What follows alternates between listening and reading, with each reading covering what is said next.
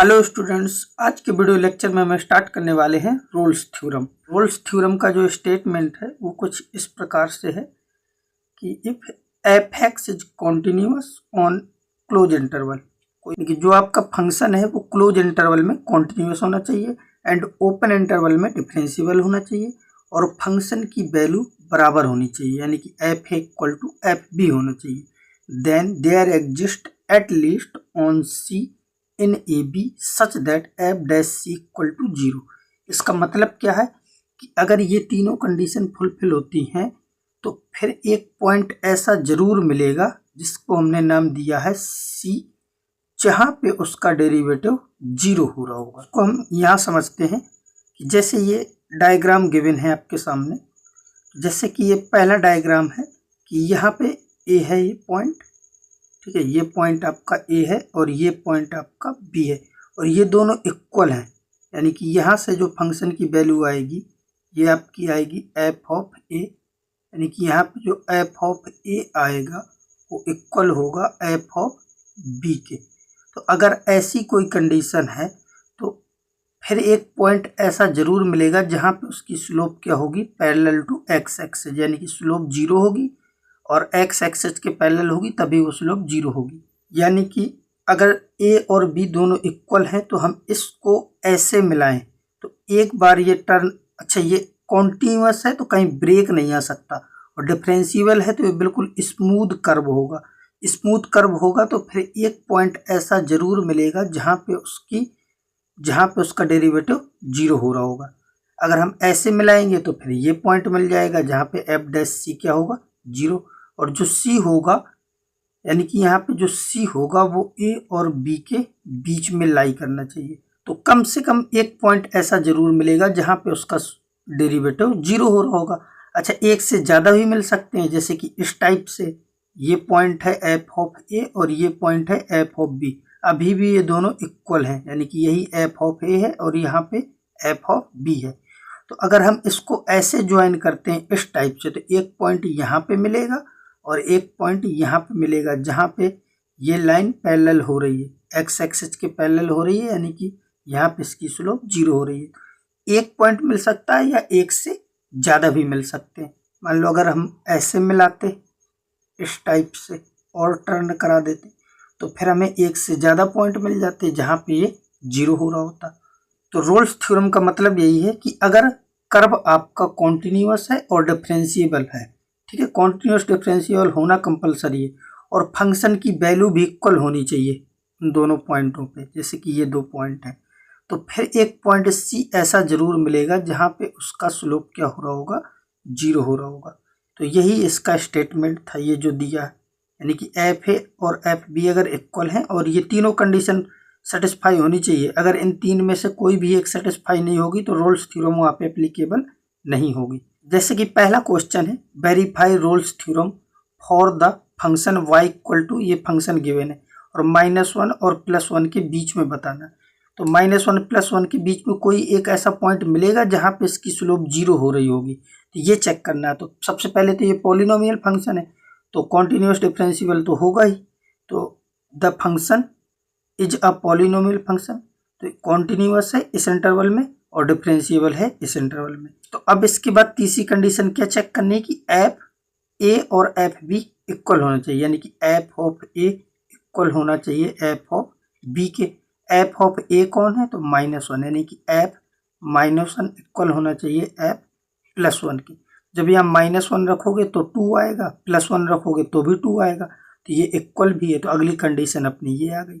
इसका मतलब क्या है कि अब हम रोल्स थ्योरम अप्लाई कर सकते हैं। तो hence function f x satisfy all condition. तो रोल्स थ्योरम क्या है, रोल्स थ्योरम ये कहती है अगर तीनों कंडीशन सेटिस्फाई हो जाती हैं तो फिर रोल्स थ्योरम का मतलब क्या है कि जो फंक्शन गिवन है आपका एफ एक्स इक्वल टू क्या है, x² + 1।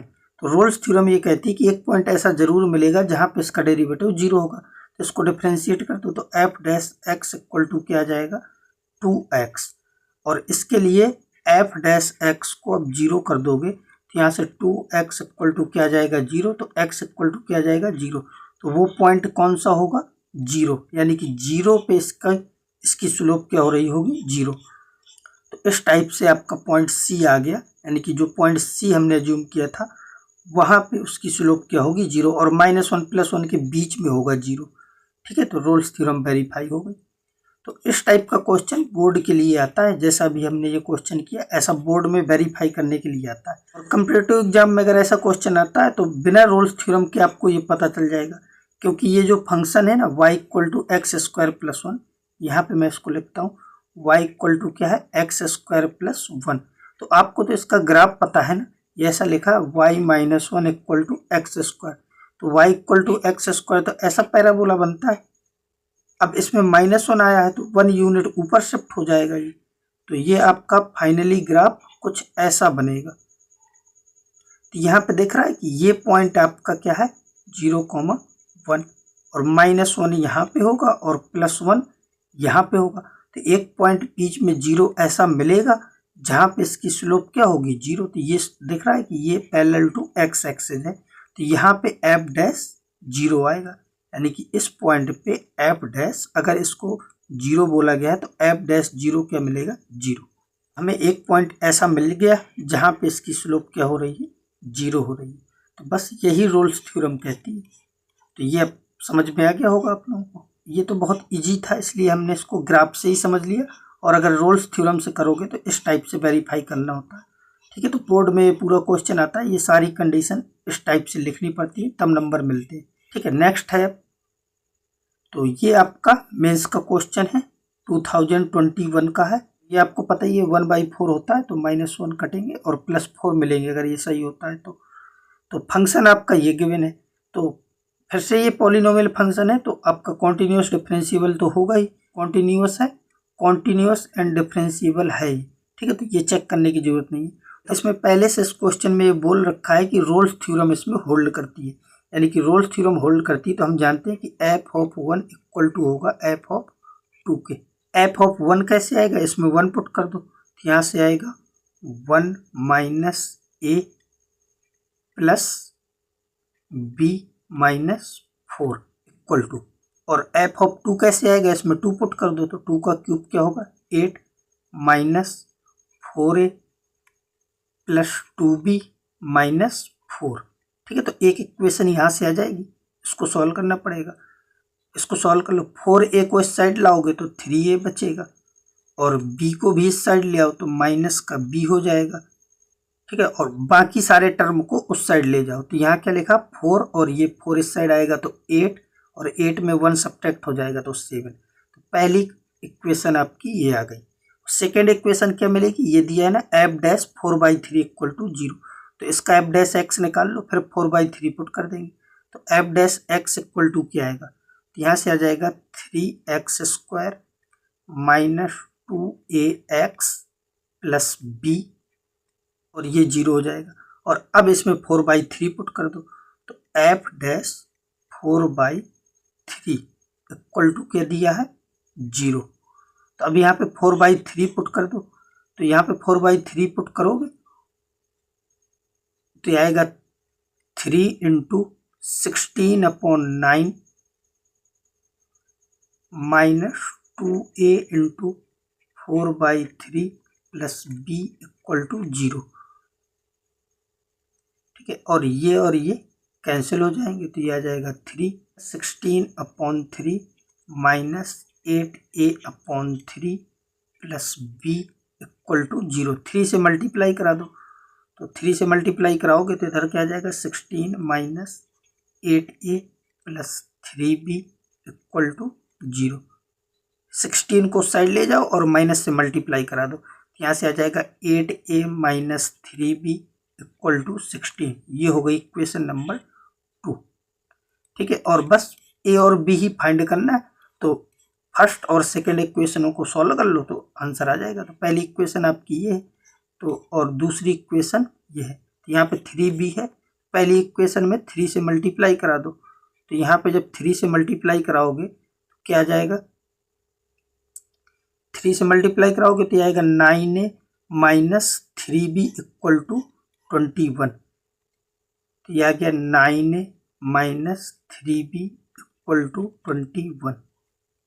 अब इसको इक्वेशन नंबर 3 बोल दो और इनको सब्ट्रैक्ट कर दो तो ये आएगा माइनस प्लस माइनस, तो यहाँ से मिल जाएगा माइनस का ए, ये और ये कैंसिल हो जाएंगे और ये माइनस ए इक्वल टू ये क्या आ जाएगा, यहाँ से इसकी वैल्यू आ जाएगी माइनस का 5, तो ए इक्वल टू मिल गया हमें 5 और ए की वैल्यू कहीं पे भी सब्स्टिट्यूट कर दो तो आपका बी आ जाएगा। तो ए की वैल्यू 5 आई है तो ए की वैल्यू यहाँ पे पुट कर दो, ठीक है। ए की वैल्यू मैं यहाँ पे पुट कर रहा हूँ, क्या आएगा 3 × 5 माइनस बी इक्वल टू 7, तो बी इक्वल टू आ जाएगा 15 माइनस 7, तो 8 आ जाएगा। तो बस ए और बी आ गए, ए की वैल्यू 5 और बी की वैल्यू 8, तो 5 और 8 आंसर हो जाएगा। तो अब चेक कर लो कौन सा ऑप्शन है, तो ऑप्शन नंबर डी दिख गया हमें 5 और 8, तो ये करेक्ट हो जाएगा। बस ये क्वेश्चन आपको क्लियर हो गया होगा।